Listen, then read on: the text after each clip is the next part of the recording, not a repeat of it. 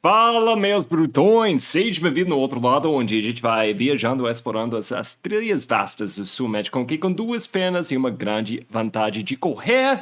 Gente, falei isso muito rápido porque a gente tem muitas coisas para começar esse ano, 2025.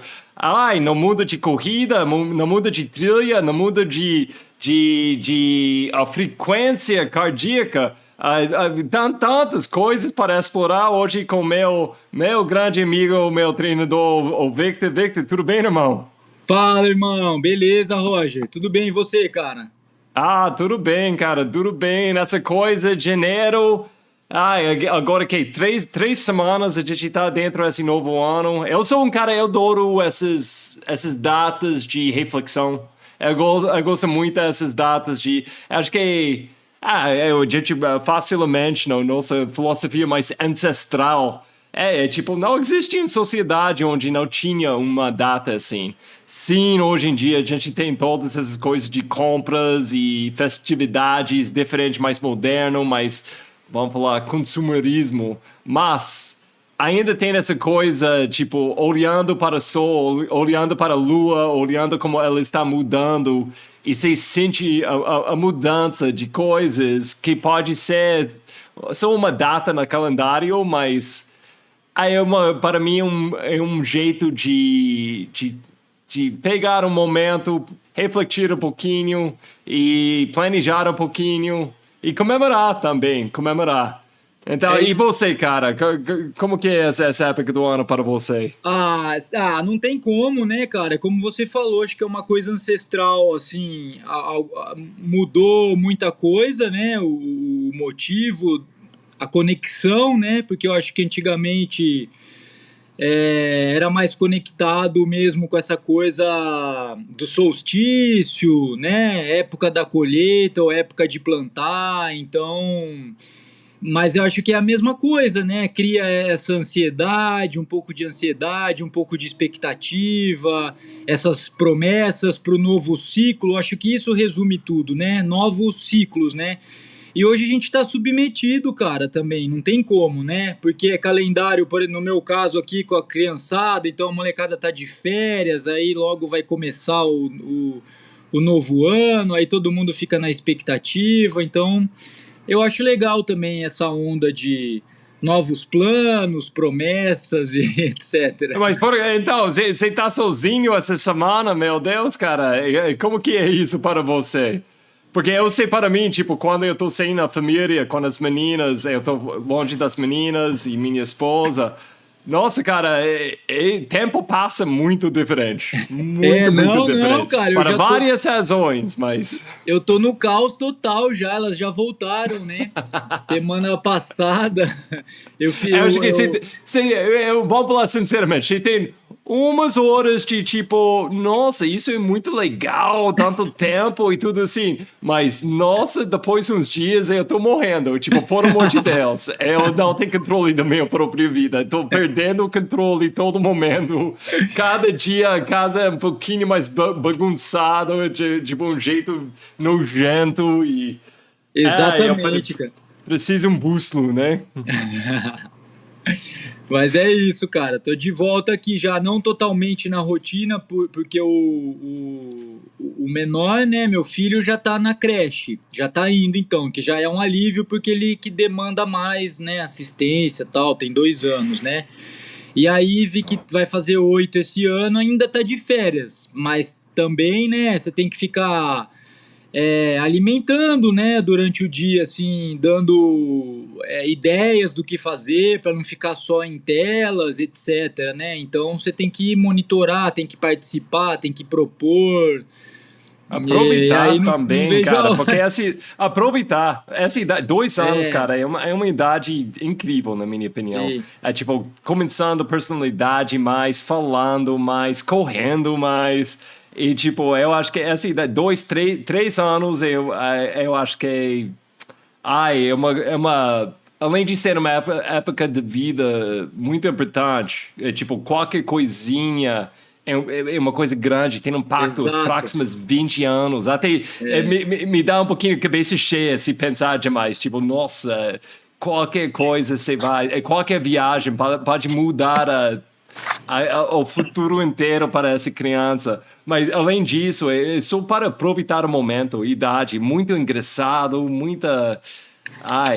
vai aproveitando. E 8 anos também. Deve ser muito legal ver elas, tipo, passando tempo juntos também. Eu gosto, cara. A gente tá indo bastante na praia essas semanas, então, com esse calor Muito também, né? bom.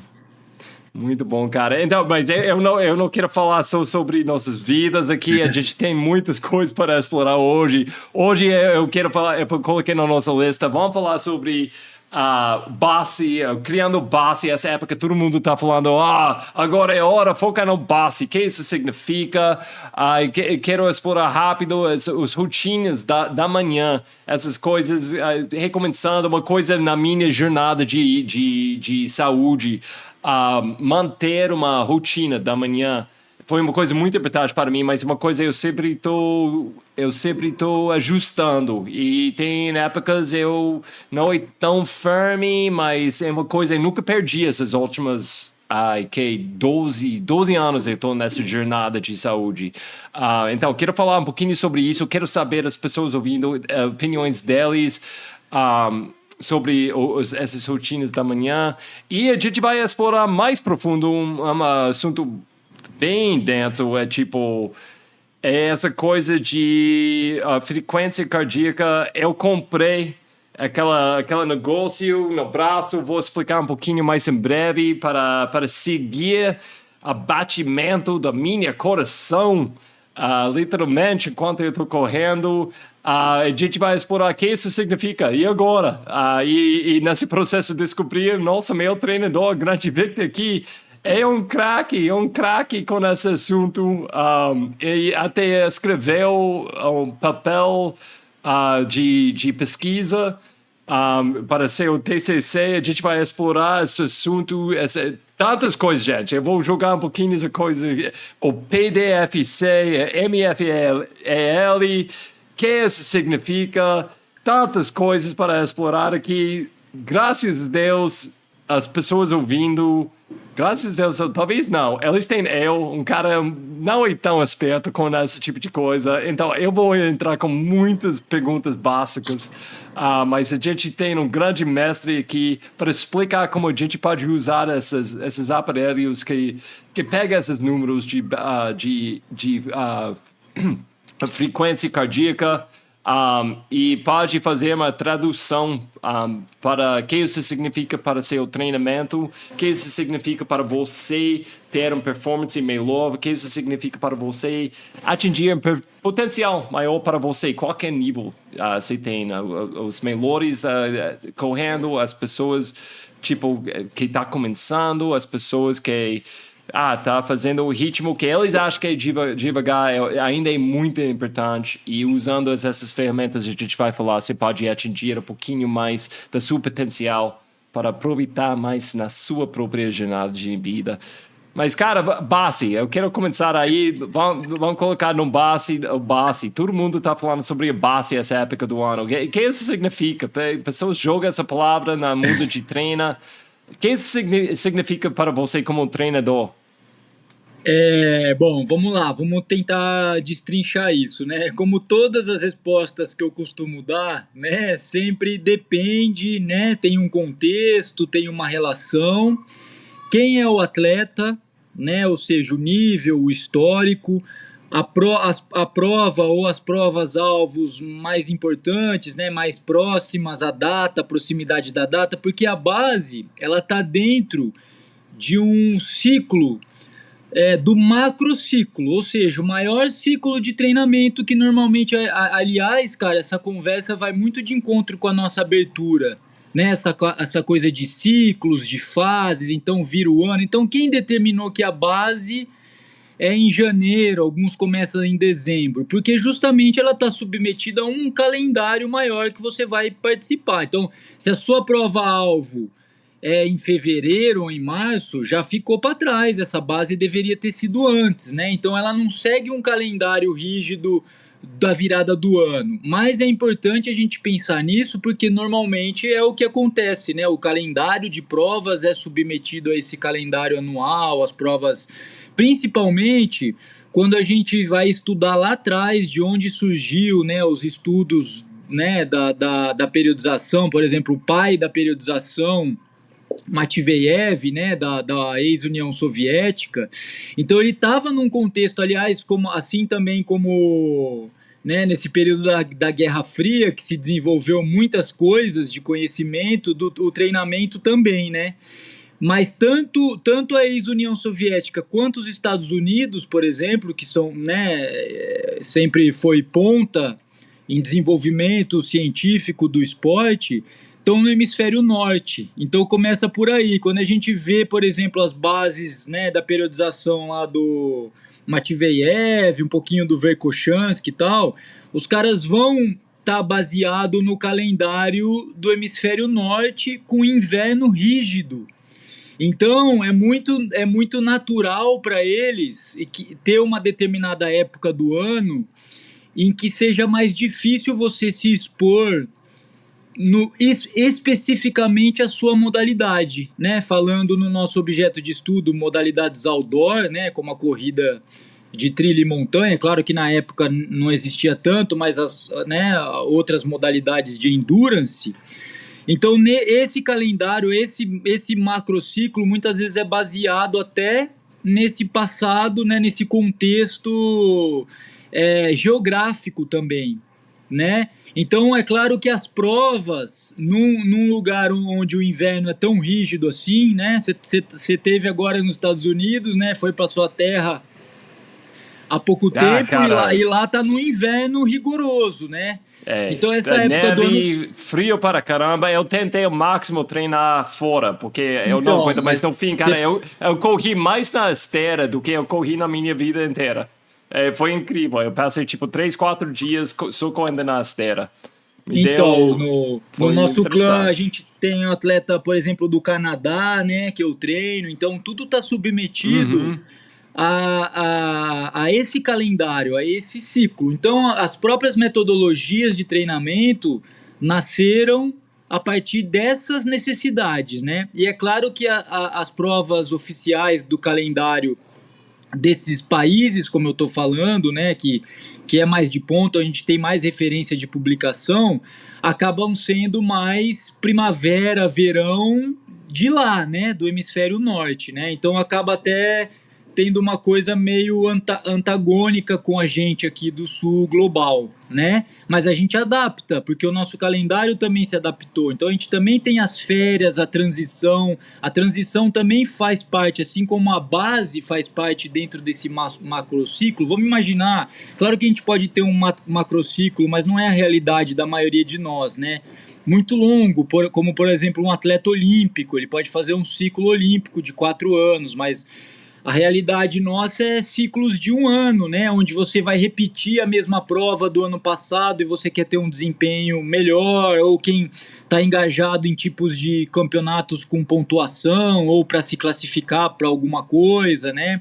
Então está submetido a esse calendário também, e normalmente é o que acontece, né? No final do ano a gente tem essa transição, todo mundo acaba as provas, né? Aí tem as férias escolares, muitas vezes férias também de trabalho de algumas pessoas, e acaba que tudo converge para a gente fazer esse período de transição, que entre aspas é férias, mas aí de novo depende de quem é o atleta, de quem, né?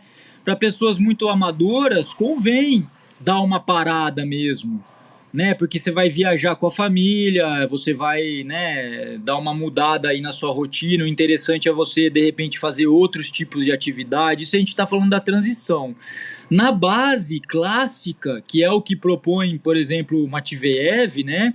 É uma base clássica, quando eu digo isso, porque antigamente os calendários eram muito diferentes competitivos. Você tinha uma ou duas provas anuais muito importantes. Então, baseado nesse contexto, a base era um período longo, às vezes de 3 meses, cara, 12 semanas, onde o que a gente vai privilegiar? Construir um lastro normalmente aeróbio, né? Você vai construir, então, por exemplo, uma característica, tô sendo bem básico, tá?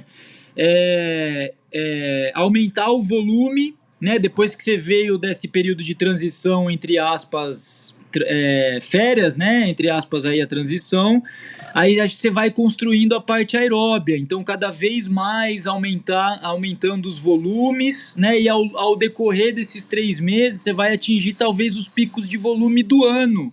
É onde você vai rodar mais distância. Eu tô falando clássico assim para quem treina para maratona clássica de rua, por exemplo, ou meia maratona, né? Ciclistas, etc. Para depois começar ao longo mesmo desses 3 meses, você vai fazendo uma transição onde você vai diminuindo o volume, mas a intensidade, a característica dos treinos vai ficando mais perto do específico, da especificidade da prova que você faz. Por isso que a gente chama período base e período específico. Normalmente o período básico, quando a gente fala nesse modelo clássico, ele talvez ocupa 2/3 do período para uma competição específica, e depois você vai ter 1/3 para cuidar da preparação, né, do período específico, onde você aí vai trabalhar mais intensidade, VO2 máximo, né, limiar, etc. Só que as coisas foram mudando muito, Então, a cara, necessidade... Pode falar. eu só quero entrar com essa coisa, base, óbvio, você vai pensar de uma fundação, coisa assim, fundação de casa, a parte onde você vai construir mais em cima disso. E eu vou jogar dois, ao invés de falar diretamente sobre atletas que vai correndo o ano inteiro, vamos cair na normal, na realidade. É tipo, muitas pessoas, 2 tipos de atletas eu tô pensando agora. Primeiro, aquela que tá começando de correr agora, começando de fazer coisas de qualquer coisa de exercício agora. E aquela atleta também que não é a primeira vez, não é a segunda vez, não é a terceira vez, mas muitas vezes começou, treinou para 2, 3 meses e depois, ou por causa de vida, mas normalmente fica machucado, fica com lesão. Aquela coisa clássica de alguma coisa no quadril, uma coisa na muscular, alguma coisa... Aquelas, de repente eu tenho tipo, essas lesões clássicos. Canelite número 1. Canelite número 1 para esse tipo de atleta. Eu tô falando agora. Plantar, e eu vou pensando, como, da minha vivência, porque eu vivi como atleta assim para uns anos, onde começar... dá muita força, caindo nesse buraco, pensando, tipo, nossa, se eu quero melhorar, eu tenho que fazer mais workouts, eu tenho que treinar com mais intensidade, e eu não tenho paciência, porque eu não estou pensando daqui em 3 anos, eu não estou pensando daqui em 5 anos, não, eu estou pensando daqui em 2 semanas, eu estou pensando daqui ao fim do mês, eu estou pensando naquela premissa eu fiz para mim no início do ano para perder blá blá blá quilos, sabe? Então eu vou mandar, fica com lesão depois de 2, 3 meses, e quando eu vou ouvindo isso, que é uma história, todo mundo ouvindo sabe essa história, se não assim mesmo, se tem esses amigos que sempre tá caindo dentro do mesmo buraco, para mim, eu sempre, eu quero pegar essa pessoa e eu quero ser tipo, cara, você tem que criar uma base, fica com paciência, deixa essa ideia de correr com intensidade atrás um pouquinho. Vamos fazer mais chasqui. Vamos fazer um pouquinho mais tratezinho. Chasqui é a palavra que a gente usa na nossa clã, a corrida ancestral. E vamos com paciência, porque, poxa, você tem o resto da sua vida. Então, essa coisa de ficar com lesões por causa de falta de base, essa é uma coisa que é uma coisa que eu faço essa ligação muito rápido. Pode falar um pouquinho sobre isso? Exato. Cara, você tocou num ponto importante. Então vamos chamar de atletas menos treinados, né? Que seriam esses mais iniciantes ou que interrompe, volta, tal. E os atletas, não precisa ser elite, não é isso que eu quero dizer, mas tem gente que está engajada aí há anos, né? Não perde treino, passa ano, tá sempre competindo, tal, independente do nível. Tô falando mais do nível de experiência, e isso não quer dizer relacionado direto com colocação em prova, nem em tempo que faz, né?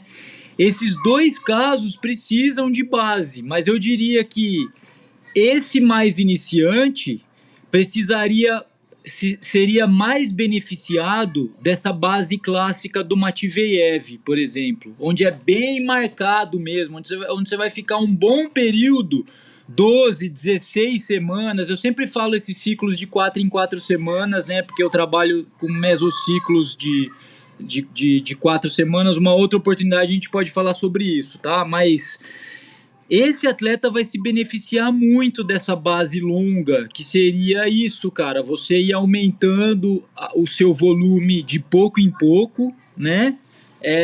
De pouco em pouco a cada semana, então um percentual aí. A gente fala em sobrecarga de no máximo 10% em relação à média das 4 últimas semanas. Só que algumas pessoas vão entender isso como volume diretamente. Então, vou aumentar, né, 10%. Então quer dizer que se a semana passada eu corri 10 quilômetros, 2 treinos de 5, por exemplo, essa eu vou correr 11, 2 de 5,5. Isso não é exatamente a sobrecarga, você está manipulando o volume, porque a sobrecarga ela tem a ver com a intensidade, se você deu mais tiro, fez mais intervalado. Mas como a gente está falando da base, onde você vai estar trabalhando sempre em baixa intensidade e crescendo o volume, nesse caso você pode traduzir mais ou menos esses 10% direto para o volume, certo? Porque essa vai ser a sua sobrecarga.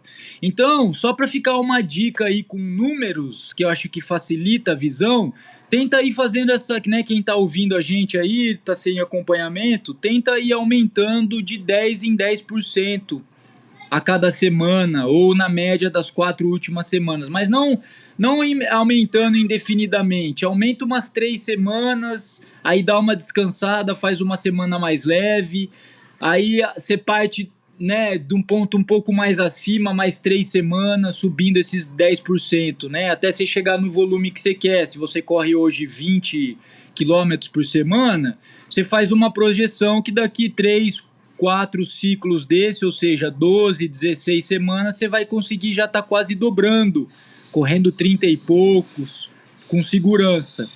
Agora, já esses atletas mais experientes e mais competitivos, e que já está num ciclo ano após ano, ou seja, já tem um lastro, uma base que já foi adquirida, crônica, aí não tem tanta necessidade de ficar essa característica tão marcada, ou seja, ficar ali 3 meses trabalhando só volume, sem intensidade nenhuma. A gente pode construir sim uma tendência para aumentar mais o volume e tal, ter um pouco menos de intensidade, mas sem deixar de ter estímulos no VO2 máximo, mesmo de velocidade, de intensidade, e fazer esse jogo para esse tipo de atleta e não ficar esses 3 meses ou 12 semanas nessa característica, né? Porque normalmente já vai... Você não tem 3 meses. Em 3 meses... Março, abril, já aconteceu um monte de provas, certo?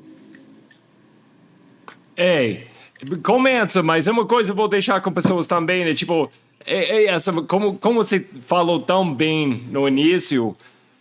É uma coisa mais tradicional, ainda mais no Brasil. Então, não fique com medo se você tem que dar um pause em junho, julho também e revisitar seu base. É uma coisa que eu gosto de fazer de vez em quando, porque é bom revisitar, repensar como você está fazendo seus treinos. Mas eu gostei demais dos seus pontos, de tipo, minhas dicas para pessoas seria...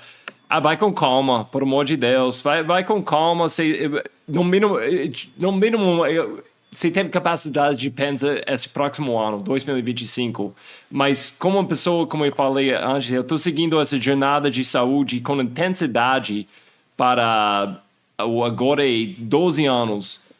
Eu nunca, quando eu comecei ouvindo essas coisas de base, eu nunca imaginei 12 anos no futuro. Ainda estou seguindo esse caminho com tanta intensidade. E se eu soubesse, eu ia ficar com muito mais calma aqueles primeiros anos. E eu ia evitar muitas coisinhas, muitas coisas onde você tem que parar para 3 dias aí, uma semana aí, porque senão tá 100%. Se eu soubesse, eu tinha tanto tempo, eu ia com mais calma, relaxado e foca mais nessa continuidade. Porque os grandes pulos em frente vêm com essas pequenas coisas de continuidade. Então, cara, gostei demais dessa coisa de base. Eu vou falar rápido sobre o nosso assunto de rotina matinal, coisas da manhã, rituais da manhã. Como eu tô falando aqui, 12 anos atrás, cara, isso foi uma coisa muito importante para mim.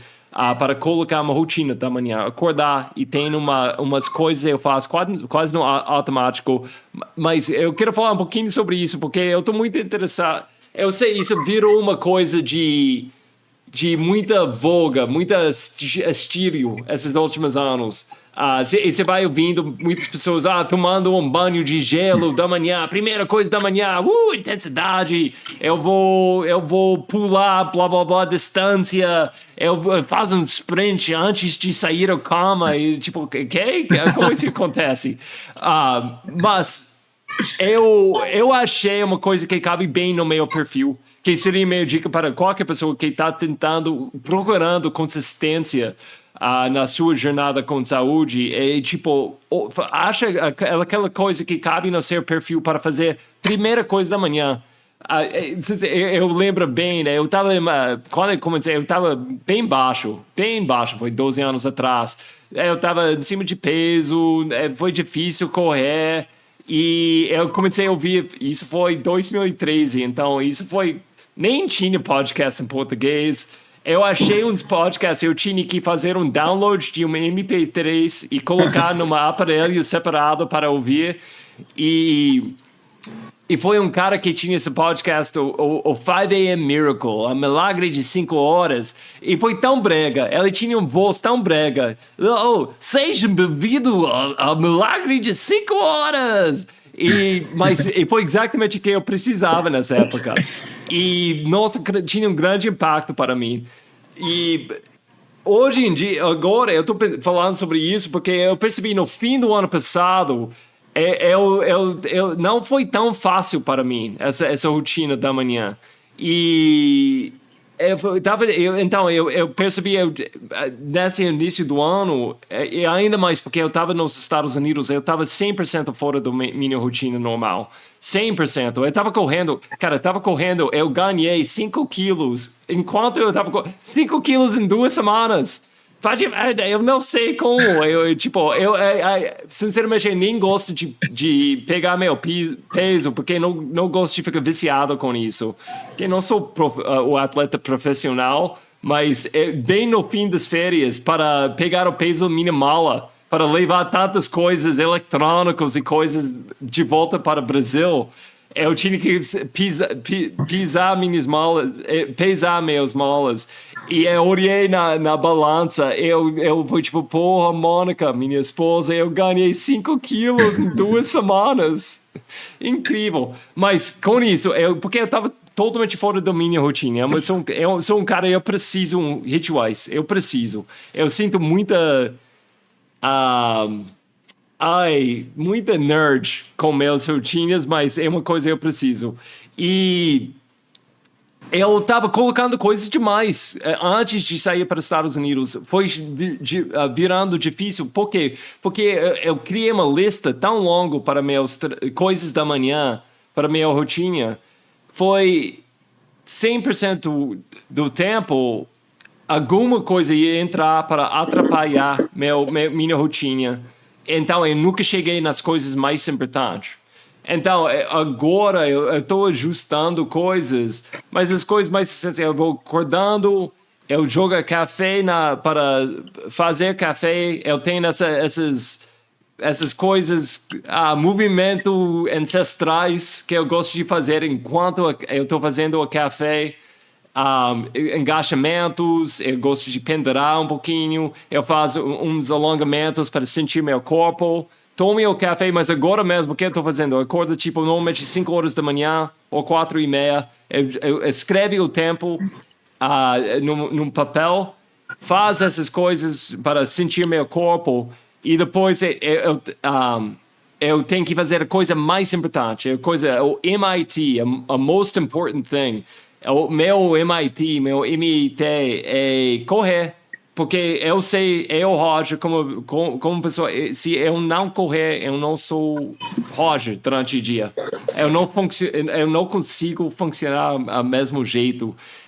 Então, eu escrevi o tempo nesse papel, a hora que eu acordei, 4:30. Eu tenho 30 minutos para sair da casa.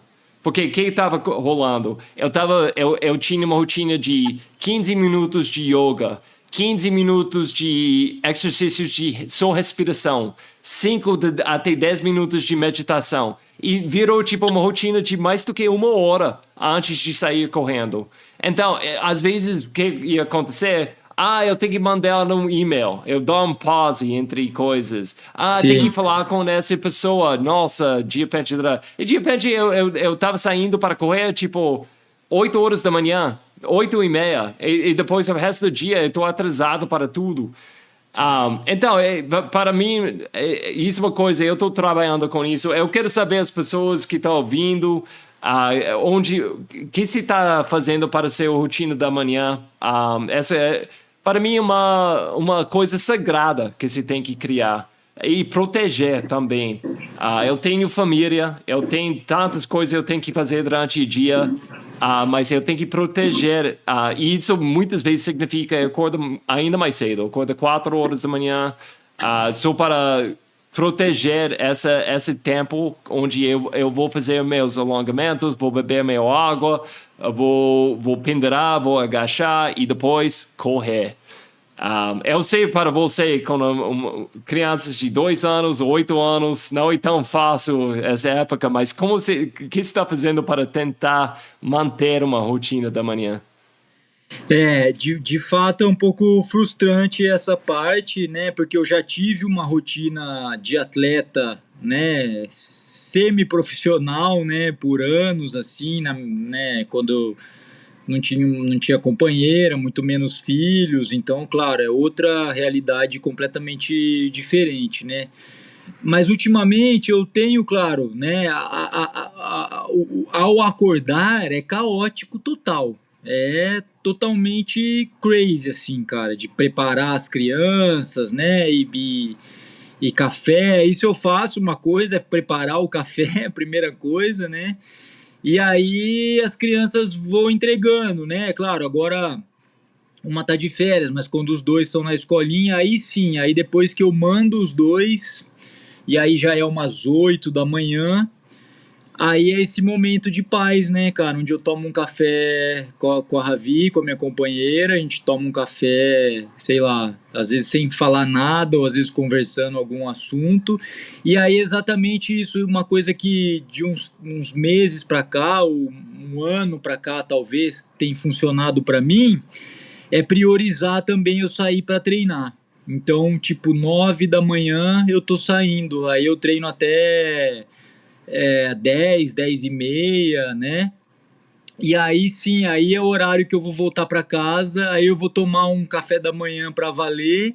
Então eu tô começando a trabalhar, cara, tipo 11 e meia, onde eu tô começando aí, né? Acho que as pessoas veem que eu, tipo, vou ouvir mensagem, vou esse horário, né, cara? Não é muito o usual daquela coisa de não, 5 da manhã, como você falou, né? Já tô respondendo e-mail e enfim. E é isso, cara. Aí então isso tem funcionado bem para mim, como você falou. A primeira coisa, né? Claro, a primeira coisa é o compromisso que não é inadiável, né? Que é o horário. As crianças têm horário, né? E aí depois é treinar. Isso tem funcionado para mim. E isso é um assunto, a gente vai falar mais na fogueira, nossa fogueira. Quem não sabe, no nosso grupo Corrida Ancestral. A gente está fazendo uma fogueira virtual, fogueira por volta das telas, onde todo mundo na nossa assessoria fica juntos falando sobre o assunto, compartilhando coisas de saúde. E a gente vai entrar mais nesse assunto de rotinas, rituais, mais coisas ligadas com o da manhã. Então, eu vou guardar umas coisas eu tinha na minha lista aqui, porque tem tantas coisas para falar ainda. Sim. Mas com isso, eu vou deixar um link para pessoas que estão interessadas para conhecer mais sobre a corrida ancestral, participar com essas coisas que a gente está falando, participar na fogueira que a gente tem uma vez por mês, que está virando, para mim, eu não sei, o resto da galera da clã, nosso clã da corrida ancestral, mas está virando um momento, um dia muito legal, especial para mim. A gente vai compartilhando tantas coisas legais com as pessoas que eu tenho tanta vontade de ver mais pessoalmente. É aqueles momentos, você desliga o computador depois e, tipo, eu sento lá pensando, tipo, nossa, isso é uma coisa muito legal. Compartilhar.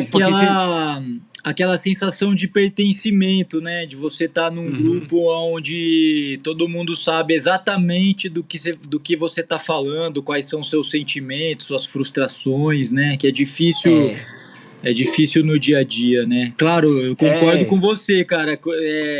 Pessoalmente é outra coisa, mas eu acho que já é um sopro aí de alívio, né? No dia a dia.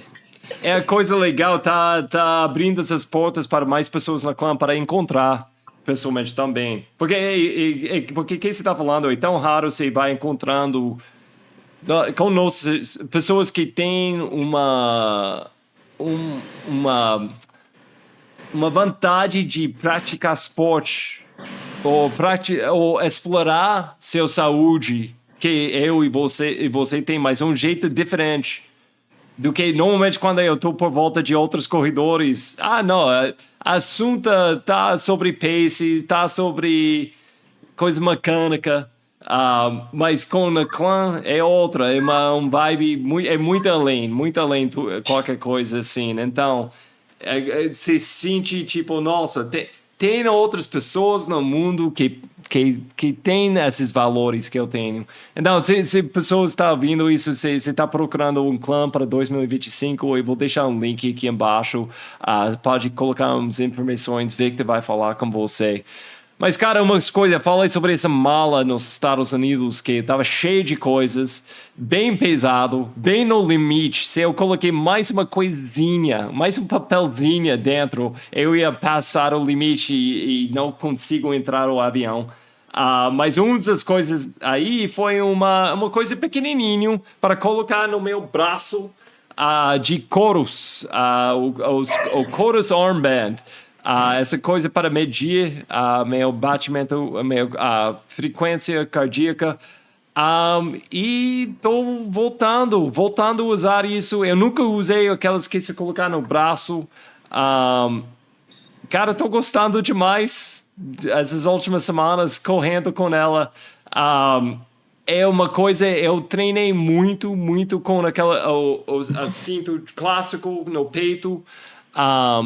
E só para pessoas entenderem, quem não treina, assim, para mim, no meu treinamento, para meu performance pessoal, meus alvos, minhas metas pessoal, quando eu comecei a medir coisas assim, mudou o jogo para mim. É tipo, foi treinando, sabendo o meu batimento, minha frequência cardíaca, foi quando eu virei tipo um corredor médio-baixo para um corredor médio-alto. Em números, eu estava correndo maratonas de rua. Meus tempos foi tipo 3:50, 3:45. Ótimo, quem está ouvindo, esse tempo é bom para você, ótimo. Mas eu achei meu limite estava aí. Mas quando eu comecei a treinar sabendo a frequência cardíaca e treinando com esses números, foi quando de repente eu tava embaixo de 3 horas. Eu tava correndo, tipo, eu qualifiquei para Boston, eu corri a maratona em Boston, tipo, 2 horas, blá, blá, blá. E é muito difícil isso, não acontece sem começar a treinar com esse aparelho. Para mim, na minha história. E depois, com o tempo, eu larguei. E é uma grande coisa, eu larguei porque eu quis sentir mais a montanha, sentir meu próprio corpo. E uma grande coisa também, eu correndo na rua, fazendo maratona, uma coisa clássica, você não faz a prova com essas coisas. Todo treinador eu tinha, todas as coisas eu estava lendo, tipo, não, você usa para treinamento, mas durante a prova, você vai largar esse treino, você vai focar mais no máximo no relógio, mas a coisa que você quer usar é o jeito, a sua percepção de força. Então, a ideia de treinamento, de usar o aparelho, é um jeito de entender a sua percepção melhor. Então, e quando eu mudei para as trilhas, eu larguei, porque, não sei, eu acho que a bateria acabou, a pilha acabou dentro, e sei lá, acabou numa gaveta. E nessa época eu estava tão bom de entender meu batimento, eu sabia, não, eu usei tanto, eu nem estava precisando um jeito de me mostrar o número, eu sabia o número. Mas eu perdi essa coisa. E o que eu estou percebendo, esses últimos ano e meio, tantos corredores nas trilhas, correndo, não assim, mas assistindo coisas tipo UTMB, assistindo esses live streams, tantos corredores correndo com a mesma coisa no braço, a mesma marca. Eu não tenho apoio da marca, gente, Coros, mas correndo com esse Coros durante a prova. E usando o batimento para medir durante a prova. E ouvindo esses atletas falando como ele está usando esses números durante a prova. Que, para mim, é uma coisa... Eu já me treinei para não seguir esse ritmo, não seguir esse caminho. Mas agora, eu voltei por causa disso. Eu quero entender aquela janela de batimento. Eu quero entender como eu posso usar durante provas esses números, essas informações. Então, cara, nesse processo também eu descobri que você é um mestre que escreveu seu TCC por volta desse assunto. E, nossa, eu nem sei se eu consigo ler o título da sua pesquisa, mas sua pesquisa no fim... Foi duas coisas que vamos começar assim. Duas coisas. O PDFC e que é outra, usando outra, o MFEL. Ok. PDFC, o que é isso? É o ponto de deflexão da frequência cardíaca. Vamos falar disso primeiro? Ponto de deflexão. Ponto de deflexão da frequência ponto de cardíaca. Flexão de frequência. Mas vamos explicar que é mas o MFEL é a máxima fase estável do lactato. Deixa eu ver como que a gente pode dividir aí para a gente ir entendendo e acrescentando os conhecimentos, né? Acho que dessa introdução que você fez da frequência cardíaca, o mais importante é a gente se fazer essa pergunta. Beleza, eu tô lá monitorando, tá aparecendo no meu relógio minha frequência. Mas o que isso quer dizer? Né? Quais são aqueles números que estão me mostrando? Será que se eu estou olhando no meu 130 e o do Roger também está 130, a gente está na mesma velocidade? Ou a gente está na mesma intensidade relativa? Né? Então, às vezes eu tenho alunos que têm a frequência basal mais alta, ou mesmo a frequência em determinada zona mais alta. É claro que a tendência é, ao longo do processo de treinamento, você correr mais rápido numa frequência um pouco menor, mas isso é relativo de você para você mesmo, né? Então, o mais importante é como que eu vou determinar, então, quais são as minhas zonas de frequência. A gente não fala sempre sobre as zonas de intensidade, né? Muitas vezes até trabalhando pela percepção subjetiva de esforço, mas o mais clássico, por exemplo, é a de 5 zonas, né? Zona 1, zona 2 até a zona 5. E aí a gente consegue, através de algumas metodologias, né, determinar zonas de frequência em cada uma dessas zonas. Então, por exemplo, a gente pode ir lá colocar zona 1 do Roger, estou inventando aqui agora, tá? O Roger sabe que a zona 1 dele, para ele estar em zona 1, ele tem que estar em 110 e 120 batimentos. Zona 2, 120 a 130, estou arredondando os números, né? Zona 5, acima de 160, por exemplo, é a zona 5 do Roger.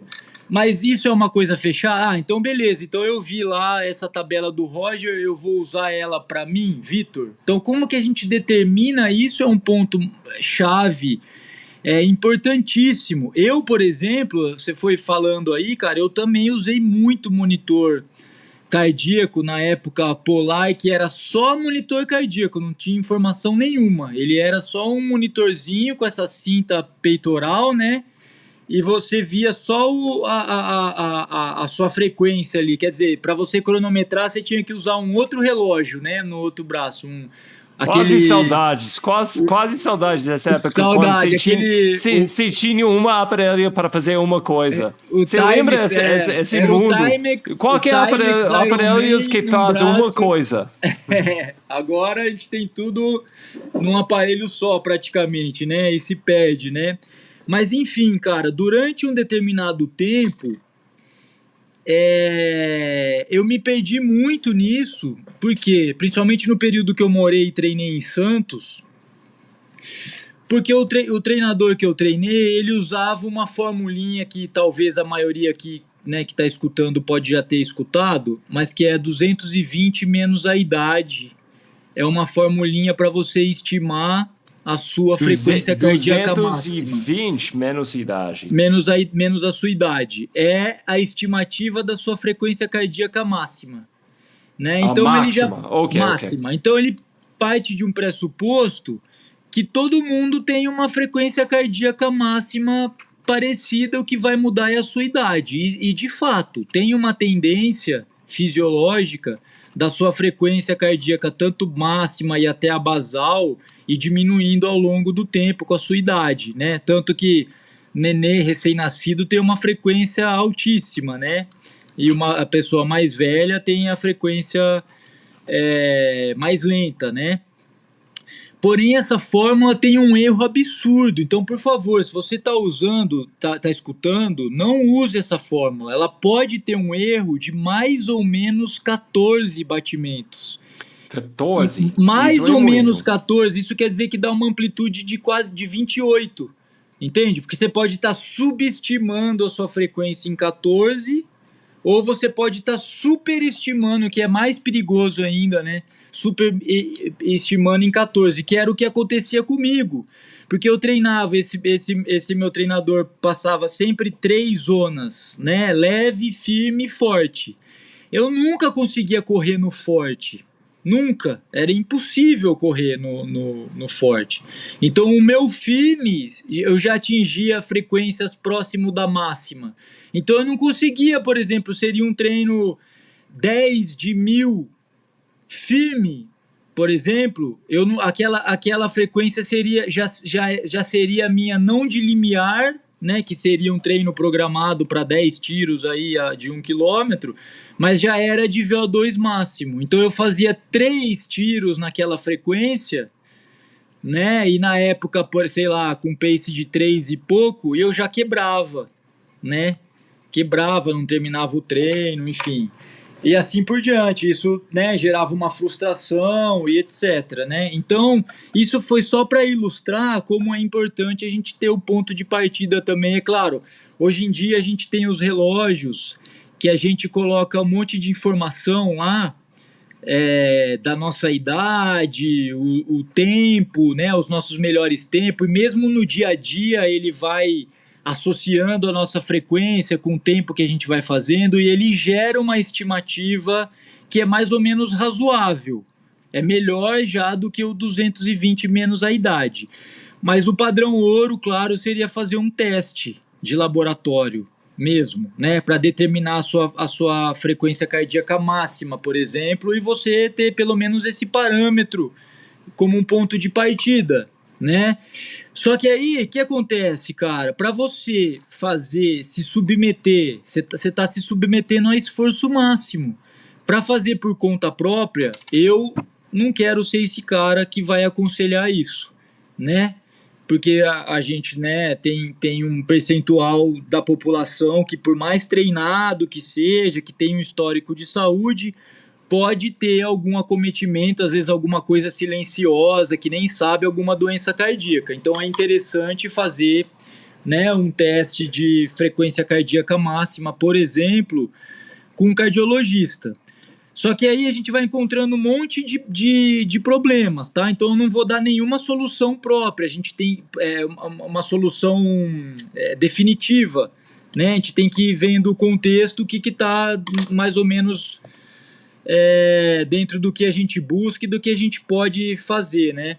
Alguns cardiologistas que não são da área esportiva também não vão levar esse atleta ao limite, e você de fato não vai encontrar sua frequência cardíaca máxima, porque o que ele quer ali ele está acompanhando ao mesmo tempo a sua frequência, ele está vendo ali o ECG, as curvas, né, aquele desenho que aparece quando a gente olha os exames, a curva ali, o tempo RR, vários fatores, né? E com aquilo, ele submáximo, ele já consegue detectar algum problema ou determinar que você é saudável, né? Então, às vezes, ele acaba interrompendo o teste. Muitos até, eu vou falar aqui, parece um absurdo, alguns até baseado nesse 220 menos a idade, né? Interrompem o teste um pouco antes realmente da máxima. Ou o protocolo, por exemplo, alguns cardiologistas acabam adotando um protocolo na esteira que ela, ao invés de manter a esteira ali a 1%, que seria o ideal para simular o plano, né, na rua, por exemplo, e aumentando, esse protocolo vai aumentando a velocidade. Tem vários protocolos, tá? Tem protocolo a cada 2 minutos, a cada 3 minutos, a cada 1 minuto, um aumento de 0,5 por hora, um aumento de 1 por hora, então depende também do nível do atleta, tal, até acertar qual intensidade, qual velocidade a gente vai começar o teste, já é algo que a gente precisa conhecer previamente o atleta, ter feito alguns outros testes antes, né?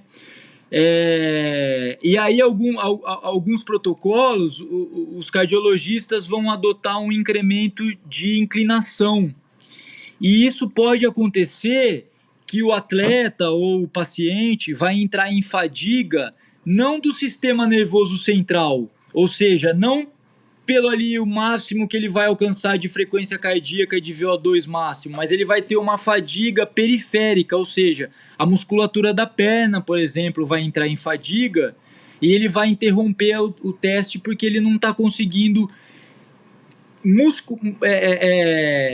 perifericamente nos músculos da perna sustentar. Não deveria ser o caso, por exemplo, de corredores de montanha, né? O nosso público mais específico, corredor de trilha, que deve estar adaptado para fazer teste de rampa, tá?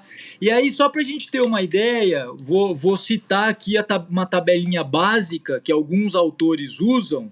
Uma vez determinada a sua frequência cardíaca máxima, então não pelo 220 menos a idade, mas por um teste incremental, principalmente em esteira, funciona bem, tá? Então vou repetir aqui um protocolo clássico, só para as pessoas entenderem, né? Vamos imaginar, eu vou colocar o Roger lá para fazer uma avaliação. Eu vou começar já numa velocidade de 12 por hora, porque eu sei que é o Roger. Poderia ser 7 por hora, um atleta mais iniciante, né? E aí, a cada 2 minutos, eu vou aumentar, no caso do Roger, 1 km por hora. Então, 12, né, 2 minutos. Aí, 13 mais 2 minutos. Aí, 14 mais 2 minutos.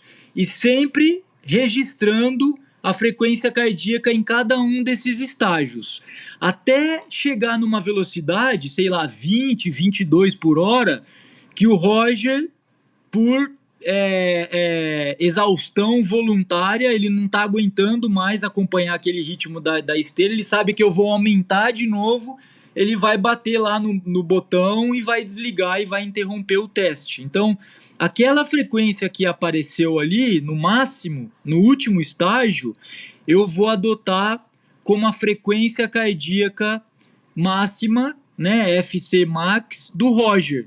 Então, com base nessa frequência cardíaca máxima do Roger, do João, do Pedro, da Maria, individualmente, aí eu posso jogar numa formulinha básica aí, só para, né, vocês... Eu não uso exatamente essa tabela, mas é uma tabela clássica que é mais ou menos assim.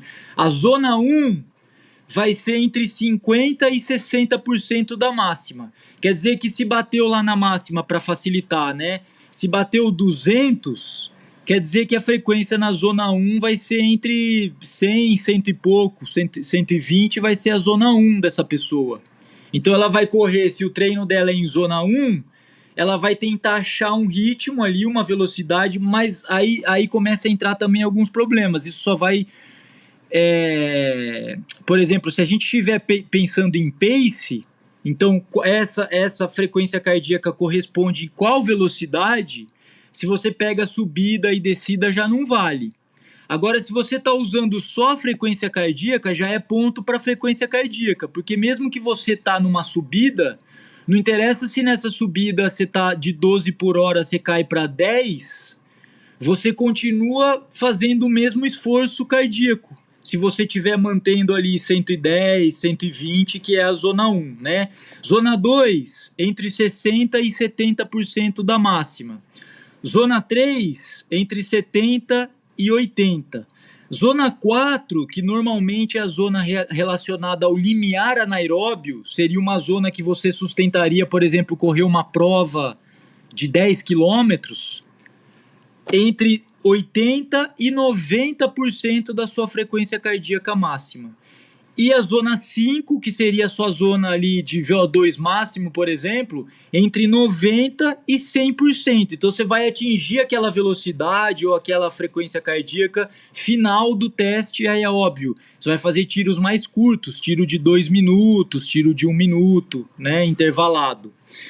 E aí, Roger, eu vou aproveitar, cara, que você falou do PDFC, que é o ponto de deflexão da frequência cardíaca, tá? E agora eu vou ver se eu consigo recuperar um pouco aqui da minha fase, da minha pedagogia, né, de quando eu fui professor, para ver se eu consigo explicar ainda mais sem imagem, né? Vou tentar explicar qual que é o comportamento da frequência cardíaca num teste onde o incremento, ou seja, o aumento da velocidade é constante.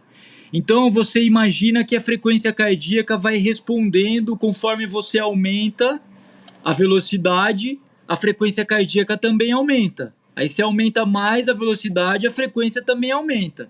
Durante um determinado tempo, essas duas retas progressivas, elas realmente têm um desenho parecido, entende? Paralelo. Então eu vou aumentando 11, 12, 13, 15, né, 20 por hora. A frequência também vai aumentando numa reta contínua. Só que chega um determinado tempo, um determinado período nessa progressão, onde por mais que você aumente 1 km por hora, a frequência ela começa a quebrar essa linearidade de subir, ela começa a fazer uma curva numa tendência de encontrar um platô, ou seja, de ir para baixo, de estabilizar. Então ela não começa a crescer, a responder tanto quanto o aumento dessa velocidade. Então vai criar, tipo, a gente chama de sigmoide na matemática, como se fosse um arco, né? Ela vai começando a inclinar. E aí, quando a gente isso já está perto da máxima. Então, quando ela começa a ter essa inclinação, então vamos imaginar agora também, hipoteticamente, né, que a cada 1 por hora que a gente aumente, a frequência responde aumentando 5 batimentos. Aí eu aumento mais 1 por hora, mais 5 batimentos. Vai chegar um momento que eu vou aumentar 1 por hora, vai aumentar só 2 batimentos Aí eu aumento mais 1 por hora, vai aumentar de novo só 2 do que 5, entende? Então essa curva vai perdendo a linearidade e aí isso já está mais ou menos perto do fim, você vai chegar, vai encontrar esse platô, vai chegar no máximo. Provavelmente o seu atleta já vai ali, não aguento mais, vai bater no botão e chegou perto da máxima.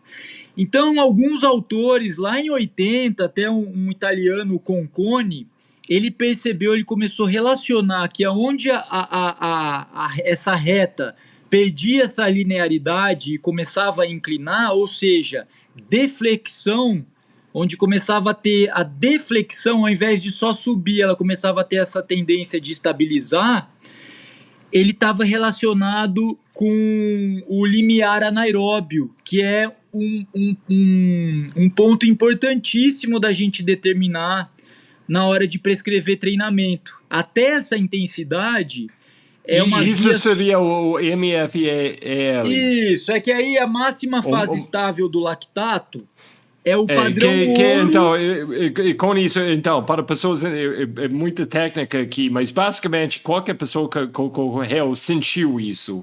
Aquela, tipo, nossa, suas pernas estão pesadas, diapente, suas pernas estão pesado, seu corpo não sente bem, talvez você tenha um pouquinho de gosto de ácido, tipo, na sua garganta. E essa é quando o lactato você tem muito no seu sistema, seu corpo não está limpando o sistema, né? Isso. Até o limiar anaeróbio, a produção de lactato e a remoção, porque seu corpo está trabalhando, ele aproveita. Aliás, a gente podia fazer um dia, cara, um encontro só para falar de lactato, porque tem muita besteira que circula aí por lactato, por exemplo, chamando de ácido lático, tá? Não é ácido lático, atribuindo aquela dor tardia. Tá doendo porque minha perna tá com ácido lático. Não, essa dor tardia é um processo inflamatório, não tem nada a ver. O lactato não é um vilão, ele é um indicador de que seu corpo tá trabalhando bem para, enfim, realizar várias funções metabólicas importantes, né? Mas ele é um excelente marcador porque até o ponto em que seu metabolismo é exclusivamente aeróbio, né? Você está oxidando através da oxidação de gordura, você está mantendo a energia para fazer o seu trabalho ali, o seu deslocamento. A produção e a remoção estabiliza.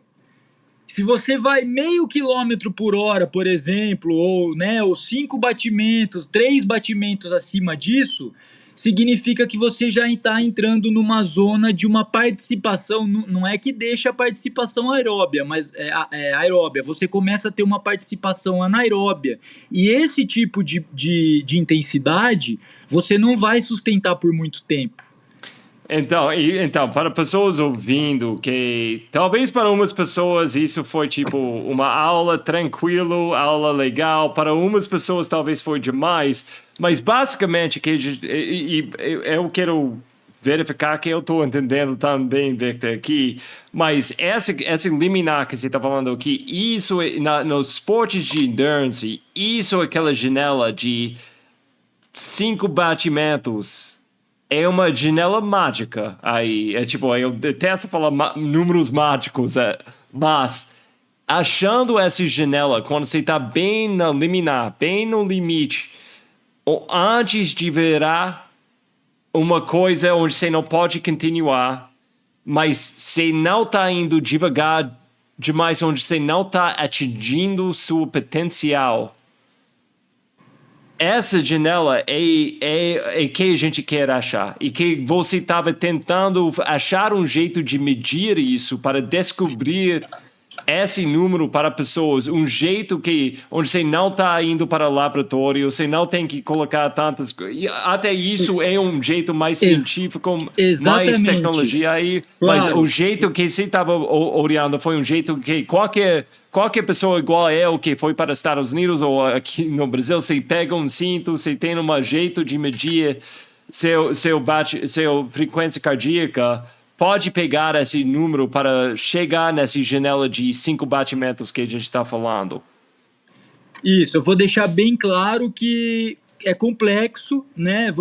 A gente tem várias possibilidades de determinar esse limiar anaeróbio. O padrão ouro seria essa máxima fase estável do lactato, que é super complicado, porque o mesmo atleta tem que voltar várias vezes no laboratório para repetir o teste em vários dias, tem que deixar de treinar, etc. Então é uma coisa só viável para a ciência, para publicação, nem para treinar um atleta olímpico, por exemplo, que tem todo, porque ele vai perder ali, vai ficar 2 semanas testando sem poder treinar, né? E tem os outros testes que são mais rápidos, e um teste que é esses mais conhecidos, que é, por exemplo, pela próprio lactato, né? Esse mesmo protocolo que eu falei de incremento, em cada estágio você faz uma coleta de lactato e etc. Outro dia a gente pode falar disso também. Até através da glicemia, que é algo mais barato, esse glicosímetro de quem, por exemplo, tem diabetes e tem que, sabe, faz um furinho no dedo e tal. Também tem um padrão de comportamento da glicemia no exercício que também a gente consegue determinar. E eu acho que, fora do assunto, eu acho que em breve a gente, corredores elites vai correr com uma coisa de glicímico sempre. Eu acho que a gente está batendo nessa porta em breve. Pode ser. Mas isso é um outro assunto. Assunto. A gente retorna nele. Só para encerrar para hoje com isso, eu quero falar um pouquinho, para mim, usando esse cinto, entendendo a minha frequência cardíaca, anos atrás, que eu estava falando no início aqui dessa parte da bate-papo, para mim a grande lição que eu aprendi foi correr mais devagar. Porque eu usei essa palavra, corre lento, corre devagar, porque é mais saudável. Eu estava lendo isso, mas eu não estava praticando isso. E meus grandes pulos em frente foi usando o meu batimento nem parecido com o que a gente está falando aqui. Eu estava usando para nunca saia zona 1, zona 2, para 80% no meu treinamento. E usando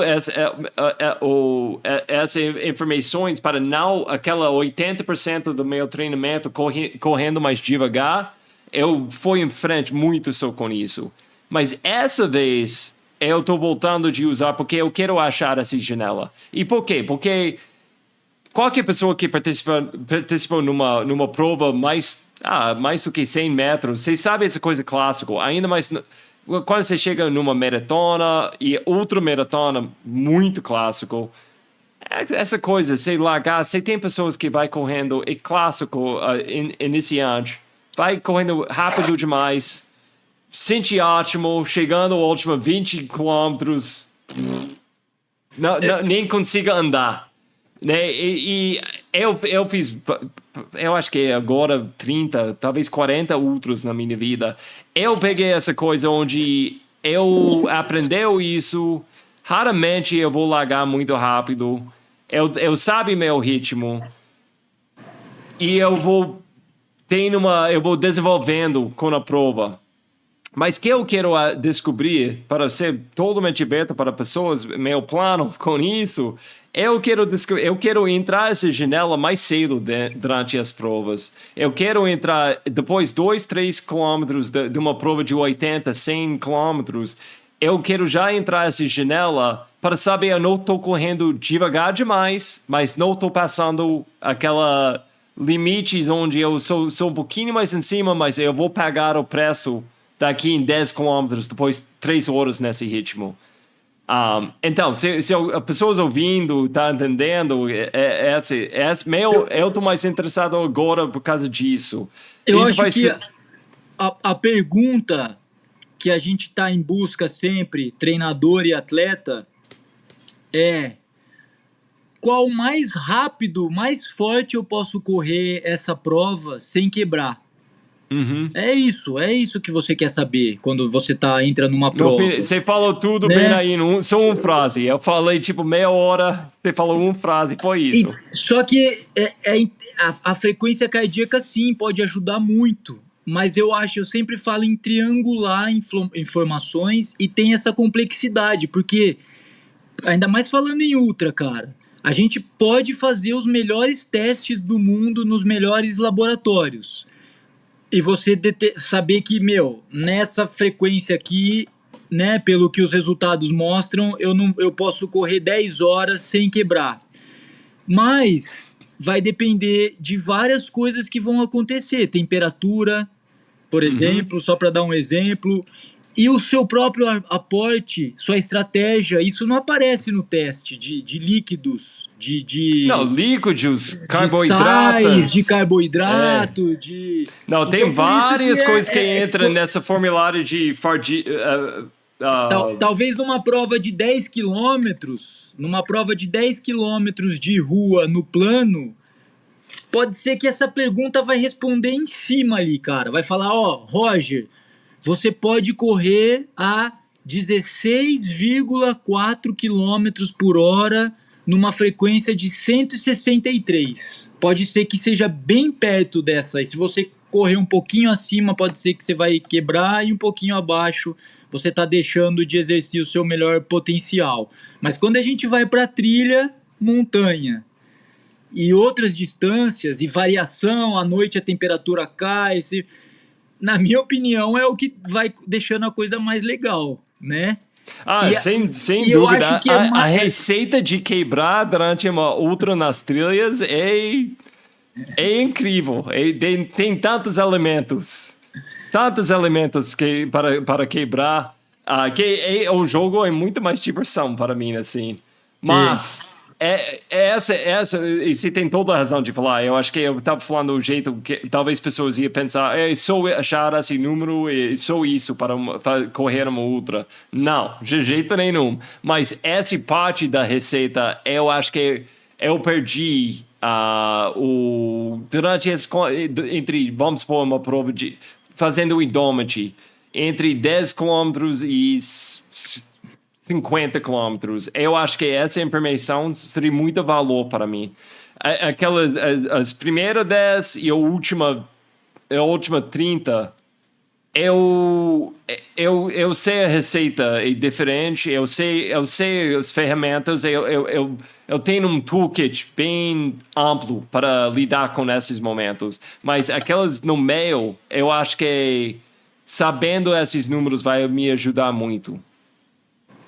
Tem razão, cara. Eu acho assim, acho que eu já falei isso em outra conversa nossa, mas o Fantasma falou uma coisa, acho que para você até numa entrevista, que eu achei interessante a metáfora que ele usou, né? Que ele falou, depois o motor do carro, depois que ferve, não adianta mais você tirar o pé, né? Então eu acho que isso seria uma sabedoria para uma ultra, justamente nessa janela que você falou, né, até a metade da prova ou até 2/3 da prova. Mesmo porque, cara, aí tem outra coisa importante, a frequência cardíaca depois ela começa a perder um pouco desses parâmetros, depois de muito tempo, que começa a entrar desidratação, falta de aporte de carboidrato, temperatura e tal. É como se você, cara, falha esse mecanismo e realmente não tem mais tanta serventia, né? Mas até determinado ali período da prova seria uma janela importante para usar, digo de novo, mais uma ferramenta até para você nos treinamentos aferir a sua própria percepção subjetiva, entende? Ajudar você a treinar a sua própria, deixar a acurácia ali da sua, calibrar, é como se fosse... A frequência cardíaca vai te ajudar nos treinos a calibrar a sua sensação. Como você falou no começo, depois mesmo que você tiver 100, né? Então, eu por exemplo, eu incentivo bastante isso. Alguns treinos e sem nada, sem relógio, sem nada, não olhar nem hora, nem pace, nada. E outros relógios, outros treinos e realmente ir bem... controlado com parâmetros, né, ou de frequência ou do pace, se for num terreno mais controlado, e aí com isso você vai gerando, que eu acho que é o que a gente busca no ultralado, na corrida ancestral, nos nossos papos principal, que é o autoconhecimento. Então se a gente sempre delega tudo para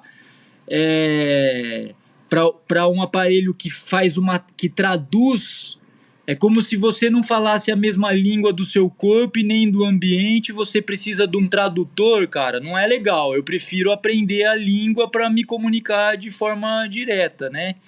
Então é isso, é um Duolingo ali, ó, o relógio que tá te ensinando a, a Muito bom. você se conhecer melhor, né? É isso.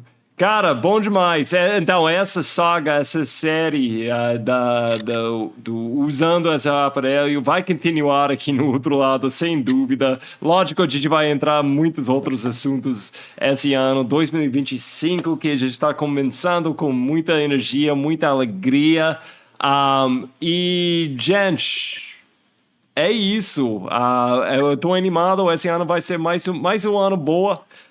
Tomara que todo mundo ouvindo tá achando coisas aqui no outro lado para ser a própria jornada. A minha missão com esse podcast é isso, é para você achar mais uma ferramenta, mais umas coisinhas, mais um lugar onde você se sente confortável para desenvolver a sua própria jornada com saúde. Que saúde é uma coisa muito, muito ampla, que a gente vai explorando lá na Corrida Ancestral tantas vezes e com tanta alegria e determinação também. E, de novo, quem quer conhecer mais sobre a Corrida Ancestral, eu vou deixar um link embaixo onde você pode deixar suas informações. Victor, grande abraço, irmão. Muito obrigado. E Valeu, boas trilhas aí, irmão. até a próxima. Abraço.